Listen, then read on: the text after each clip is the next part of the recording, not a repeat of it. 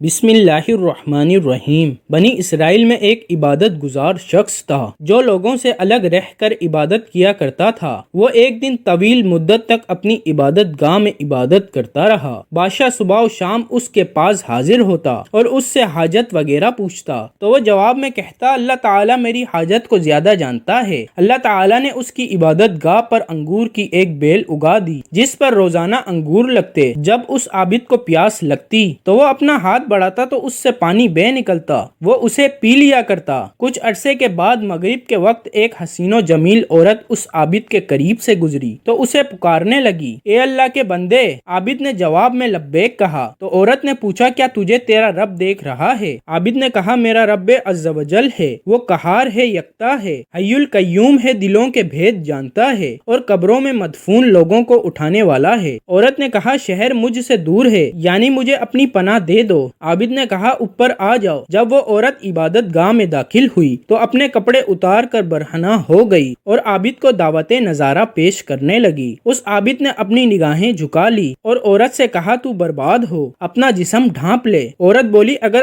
آج رات تو مجھ سے نفع اٹھا لے گا تو تیرا کیا جائے گا؟ تو اس عابد نے اپنے نفس سے پوچھا، تو کیا کہتا ہے؟ نفس بولا، اللہ رب العزت کی قسم، میں تو اس موقع سے ضرور فائدہ اٹھاؤں گا۔ عابد اپنے نفس سے، تیری ہلاکت ہو، تو گندک کا لباس اور آگ کی انگاری چاہتا ہے اور میرے اتنے عرصے کی عبادت ضائع کرنا چاہتا ہے۔ کیا تو نہیں جانتا زانی کی بخشش نہ ہوگی اور اسے منہ کے بل جہنم میں دھکیل دیا جائے گا؟ جہنم کی آگ کبھی نہ بجھے گی اور نہ ہی فنا ہوگی۔ مجھے اندیشہ ہے کہ اللہ رب العزت تجھ پر ایسا غضب فرمائے گا کہ پھر کبھی تجھ سے راضی نہ ہوگا۔ اس کے نفس نے اسے مزید ورگلایا تو وہ عابد بولا، میں تجھے دنیا کی ہلکی آگ پر پیش کرتا ہوں، اگر تو نے اسے برداشت کر لیا تو تجھے آج رات اس عورت سے نفع اٹھانے دوں گا۔ پھر اس نے چراغ میں تیل بھرا اور اس کی بتی کو بڑا کر دیا۔ وہ عورت بھی یہ سب باتیں سن رہی تھی اور عابد کا عمل دیکھ رہی تھی۔ پھر اس عابد نے اپنا ہاتھ بتی پر رکھا تو اس نے ہاتھ نہ جلایا تو وہ بتی سے بولا، کیا ہوا، جلاتی کیوں نہیں؟ تو آگ نے اس کا انگوٹھا جلا دیا، پھر اس کی انگلیاں اور پھر اس کا ہاتھ جلا ڈالا۔ اس پر عورت نے ایک زوردار چیخ ماری اور دنیا سے رخصت ہو گئی۔ اس عابد نے اسے اسی کپڑوں سے ڈھانپ دیا۔ جب صبح ہوئی تو ابلیس ملعون نے چیخ کر لوگوں سے کہا، اے لوگوں، عابد نے فلاں شخص کی بیٹی سے زنا کر کے اسے قتل کر دیا ہے۔ تو بادشاہ اپنے لشکر اور رعایا کے ساتھ سوار ہو کر آیا۔ جب اس عبادت خانے کے قریب پہنچا تو چلا کر عابد کو پکارا۔ عابد نے پکار کا جواب دیا تو بادشاہ نے پوچھا کہ فلاں کی بیٹی کہاں ہے؟ عابد نے کہا کہ وہ میرے پاس ہی ہے۔ بادشاہ بولا، اسے میرے پاس بھیجو۔ عابد بولا، وہ تو مر چکی ہے۔ بادشاہ بولا، جب وہ زنا پر راضی نہ ہوئی تو نے اسے قتل کر دیا۔ پھر اس عورت کو وہاں سے اٹھا لیا گیا اور عابد کو قید خانے میں ڈال دیا گیا۔ وہ لوگ زانی کو آرے سے کاٹ دیا کرتے تھے۔ اس عابد کا ہاتھ آستین میں چھپا ہوا تھا، وہ انہیں اپنا قصہ نہیں بتا رہا تھا۔ پھر اس کے سر پر آرا رکھ دیا گیا اور جلادوں سے کہا کہ آرا چلاؤ، تو انہوں نے آرا چلا دیا۔ جب آرا اس کے دماغ تک پہنچا تو اس کے منہ سے آہ نکلی۔ تو اللہ رب العزت نے حضرت جبرائیل علیہ السلام کو بھیجا، اس سے کہو کہ یہ کچھ نہ بولے، میں اسے دیکھ رہا ہوں، میرا عرش اٹھانے والے اور آسمان کے مکین فرشتے رو رہے ہیں۔ مجھے اپنی عزت و جلال کی قسم، اگر اس نے دوسری مرتبہ آ نکالی تو میں آسمان کو زمین پر گرا دوں گا۔ تو اس نے مرتے دم تک نہ تو آ نکالی اور نہ ہی کوئی بات کی۔ جب اس کا انتقال ہو گیا تو اللہ رب العزت نے عورت کی روح واپس لوٹا دی۔ تو وہ بولی، اللہ رب العزت کی قسم، یہ مظلوم تھا، اس نے زنا نہیں کیا تھا، میں ابھی تک کنواری ہی ہوں۔ پھر اس نے لوگوں کو پورا واقعہ سنا دیا تو انہوں نے عابد کا ہاتھ دیکھا تو وہ عورت کے بیان کے مطابق ہوا تھا۔ وہ لوگ بولے، اگر ہمیں معلوم ہوتا تو ہم ہرگز اسے نہ چیرتے۔ جب وہ عابد دو ٹکڑے ہو کر زمین پر گر گیا تو وہ عورت بھی اپنی سابقہ حالت میں لوٹ گئی۔ لوگوں نے ان دونوں کے لیے قبر کھودی تو قبر میں مشک و عنبر اور کافور کی خوشبو پائی۔ جب وہ جنازہ ادا کرنے کے لیے ان کے پاس پہنچے تو آسمان سے ایک منادی نے انہیں ندا دی، ٹھہر جاؤ، پہلے ملائکہ کو جنازہ پڑھنے دو۔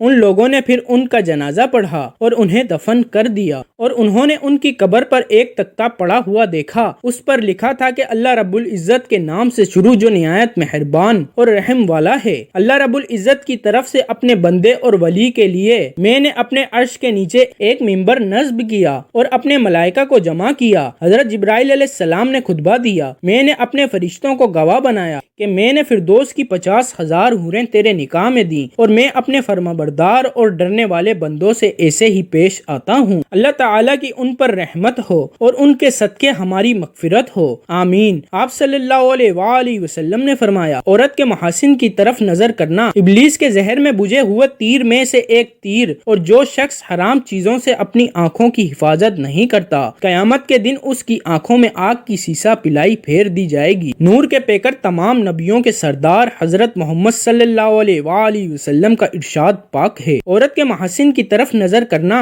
ابلیس کے زہر میں بجھے ہوئے تیروں میں سے ایک تیر ہے۔ جو شخص اپنی نگاہوں کی حفاظت کرے گا، اللہ تعالیٰ اسے اپنی ایسی عبادت کی توفیق عطا فرمائے گا جس کی حلاوت وہ اپنے دل میں پائے گا۔ اللہ تعالیٰ ہم سب کو دین کی سمجھ نصیب فرمائے اور آپ صلی اللہ علیہ وآلہ وسلم کے بتائے ہوئے طریقوں پر چلنے کی توفیق عطا فرمائے، آمین۔